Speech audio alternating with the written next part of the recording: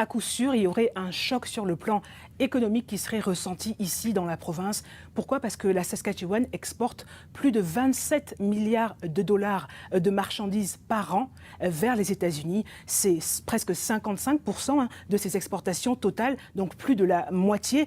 Certains secteurs dans la province risquent d'être plus affectés que d'autres par cette hausse des tarifs. Je pense notamment au secteur pétrolier. La province retient son souffle puisque pour le moment, on vient de l'entendre, le pétrole ne serait pas concerné par les tarifs douaniers, en tout cas pas avant le 18 février prochain. La deuxième chose que la province exporte le plus vers les États-Unis après le pétrole, c'est la potasse, cet engrais naturel utilisé dans l'agriculture, et puis certains produits alimentaires comme l'huile de canola.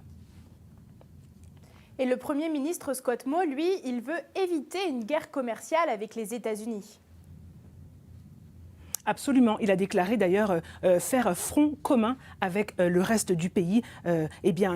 Aujourd'hui, cet après-midi, il a ajouté qu'il est en pourparlers avec plusieurs acteurs clés de différentes industries en Saskatchewan, ici, mais aussi aux États-Unis. Le but, Philippines, c'est de se préparer aux retombées d'une potentielle hausse des tarifs sur la province.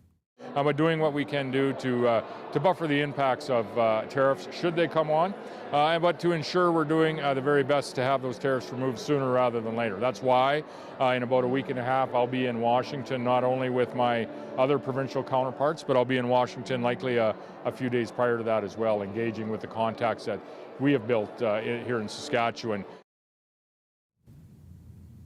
Chez nous, en Saskatchewan, les entreprises qui exportent vers les États-Unis pourraient voir leurs revenus baisser à tel point que cela pourrait se traduire également par des pertes d'emplois. On a contacté plusieurs entreprises basées en Saskatchewan qui seront possiblement affectées par cette hausse tarifaire. Seulement, elles n'ont pas voulu s'exprimer à ce sujet avant l'entrée en vigueur officielle de ces tarifs douaniers demain donc.